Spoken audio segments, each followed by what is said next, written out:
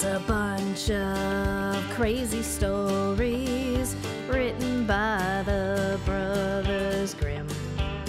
And now you're gonna learn all about them, listening to the Brothers Grimm. Students and scholars, friends and relations, welcome to the Brothers Dim podcast. My name is Phil. And my name is Mike. And we are here today to talk about one of the very, kind of an odd one that I have never heard before. Story number 10, the Pack of Ragamuffins. Amanda just giggled in the background as she's doing laundry. No, it's okay. The Pack of Ragamuffins, one of the silly stories that the Brothers Grimm wrote down, recorded in the early 1800s. And Mike, if you do not mind, I bet you can guess what I thought was the first line that made me laugh out loud. I think, going out on a limb here, but I think it is the same line that made me laugh first, which was the first line. Yep. Okay, you're right. Yeah, I'll let you read it. Which would be, so I should say, I was going to pitch, instead of giving a summary of the story, see if I can read the whole thing. It's very short. See if I can read the whole thing without laughing. Okay. But I think at some point it's just going to get old. Yeah. But yes, right. The first line, the cock once said to the hen, "It is now the time when our nuts are ripe. Let us go to the hill together and for once eat our fill before the squirrel takes them all away." Yeah. "Yes," replied the hen.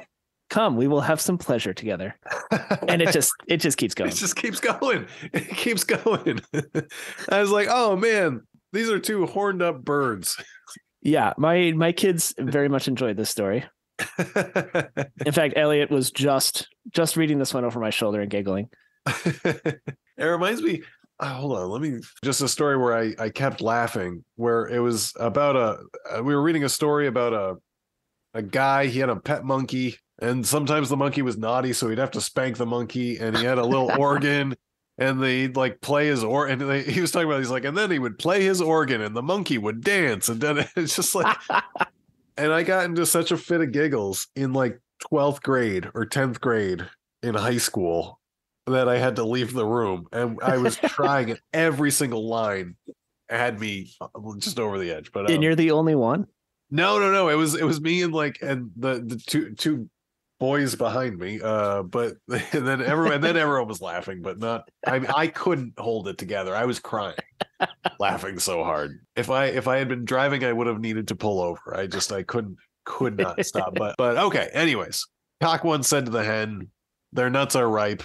They're gonna go to the hill and eat their fill before the squirrel takes them away." Which can I tell you that also sounds like an Andrew Dice Clay bit. They go to the hill and eat their fill. Oh, and nuts were ripe. Oh, whoa. I don't think I'm going to be able to read this one the same again. Is it all just going to be in Andrew Dice Clay's voice? Yeah, pretty much. All right. Time when our nuts are ripe. Would you, if you don't mind, take us through the plot, and then while you're doing that, I will try. I mean, I have an idea for a moral.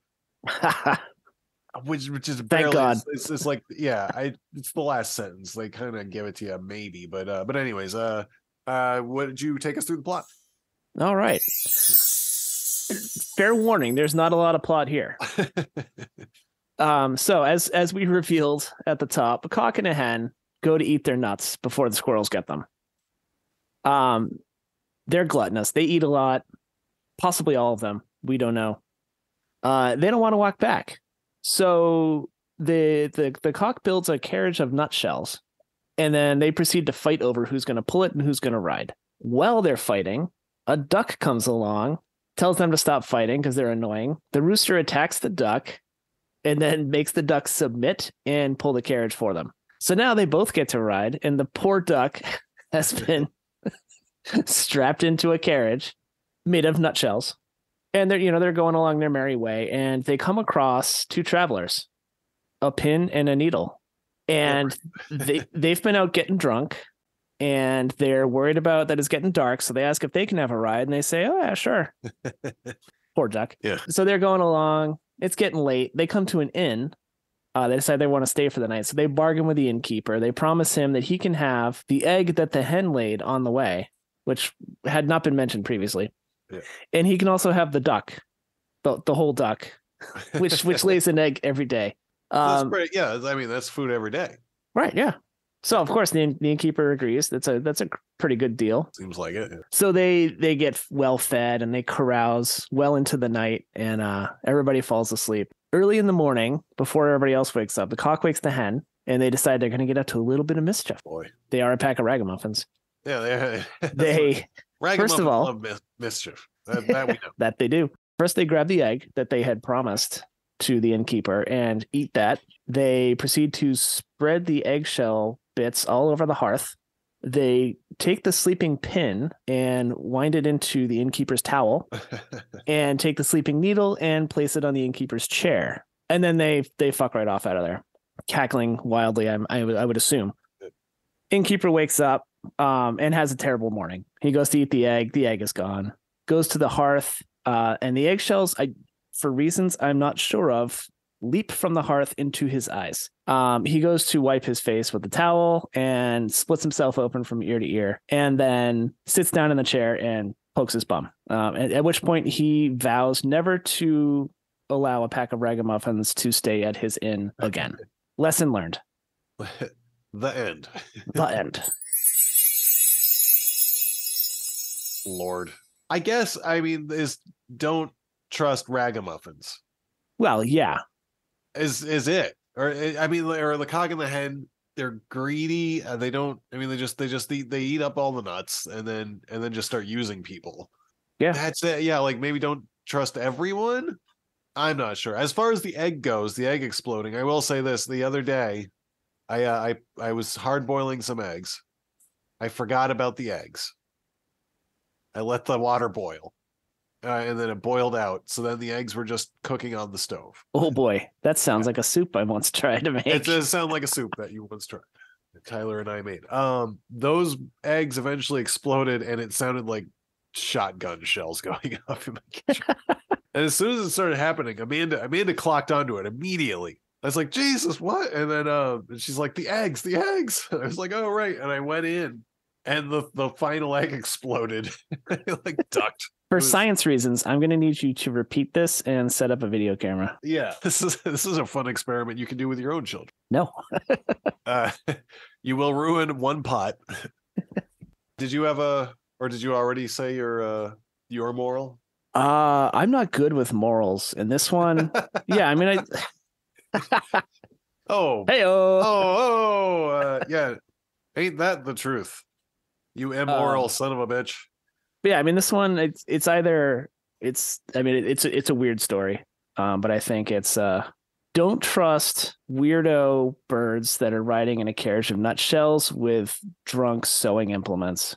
Yeah. I think is the innkeeper does think that there's no way they could be distinguished persons. But then listens to their impassioned speeches and agrees to let them stay. But he's definitely objected at first. So go with your gut. Yeah, I mean, maybe that's it. Like in the final edge of things. I mean, we're getting into some real weird stories where even finding the plot is, let me say, sit around talking about what happened. Yeah, but like you said, I mean, like it's like, is there a plot, or it just is it a story? Just a bunch of stuff that, is this a story? Or is it just a bunch of stuff that happened? And does that count as a story? I don't know. The Arn Thompson type is type 210, the traveling animals, and the wicked man. The wicked man? I know. This is what I wanted to talk about. He doesn't seem like that's such a bad guy, that guy. He's agree. Just like an innkeeper. He's just like a bunch of birds showed up. I don't asking about a room. Asking Promised about where eggs. Asking, saying they were going to pay in eggs, which admittedly was adorable. However, drank up all my wine, drank up all my whiskey, ate the egg they promised me. Fucked off. Yeah, they Oh, I forgot to mention the duck was sleeping outside, heard the cock and hen leave early, and fucked right off too. Yeah. So he didn't even get the duck. He didn't get which why would he? And it's crazy. Crazy birds. Yeah. How's everything else going on over in your end? How's the family? My wife and oldest just got back from seeing The Way, which was playing one night only in a couple theaters locally. I don't know if you've seen it. I was surprised to see it as like a one night only anniversary kind of thing, because it's the kind of movie where I saw it in theater and I really liked it, and I didn't think anybody else had ever seen it. I don't know that I know it. What goes on in The Way? It is Martin Sheen and Emilio Estevez. Okay. Emilio Estevez, he's not a no good Nick, but he's kind of a disappointing son. He and his dad don't get along very well. Strangely enough, they play father and son. And Estevez decides he's going to go walk the Santiago de Compostela. And on Santiago. Yeah, it's a long pilgrimage walk. It's famous. It's like hiking the Appalachian Trail, but you get to stop at inns and drink wine and things. Okay. And yeah, no, so he died on the trip. Emilio Estevez? Yeah. Okay. The character Emilio Estevez. Well, yeah. And so the dad has to go retrieve his body, and even though they've never seen eye to eye, he decides he's going to walk the whole walk in his son's memory to try to put himself in the son's shoes and experience where he was coming from, and has a it's basically just turns into like a cranky old guy on a road trip kind of movie. It's good. I liked it. Okay. And then you saw, and then did it came back into theaters or? Yeah, so it was just back for like one night only in limited theaters. But it's weird. I don't know why, because it's a small movie that nobody ever really heard of. When did it come out the first time? 2010. Oh, okay. So yeah. Yeah. So the description, better than I could, I've summarized it as is: a father heads overseas to recover the body of his estranged son who died while traveling the El Camino de Santiago, and decides to take the pilgrimage himself.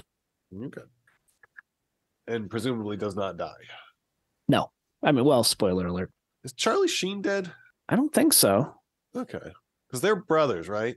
They are. Emilio Estevez brothers. is Martin Sheen's son, I think. Yeah, Charlie Sheen's still alive. Okay. He has 5 kids. And I think might have raped a bunch of kids. What? Didn't he rape the Coreys? I had not heard that, but I think wasn't looking for the story. He raped Corey Haim. Wow. Yeah, but I might be wrong. Before we go spreading Charlie that. Sheen raped Corey Haim. Let's see. The rape of 2 Coreys. Corey Feldman's much anticipated documentary. Feldman alleged Sheen sexually assaulted Haim on the set of his hit movie Lucas in 1985. Sheen has denied the allegations, saying these sick, twisted, and outlandish allegations never occurred, period. Huh. So I thought they were half brothers. They are full brothers. They have the same parents. Martin Sheen has been married to the same woman since 1961, which you don't see in Hollywood that much. I guess not, yeah. And his last name is Estevez, but his stage name is Sheen. Yeah. Charlie took the name Sheen and Emilio took the name Estevez. Right. Yeah. Okay. Anyways. Couple short ones. Couple of short ones. This has been story number 10. The Pack of Ragamuffins. I think I can do better when I'm not so sick, but I don't know that I'll ever not be sick. I'm starting to wonder. I think I'll be sick forever. You're probably going to be going this route until at least public school.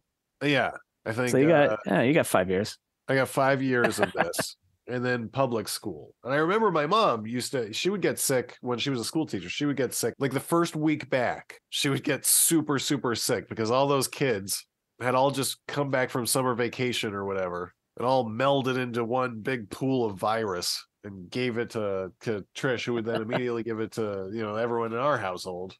Sharing is caring. Anyways, okay, this has been the Brothers Dim podcast, and story number 10, the Pack of Ragamuffins. Sleep tight, and we'll see you next time. See you next time.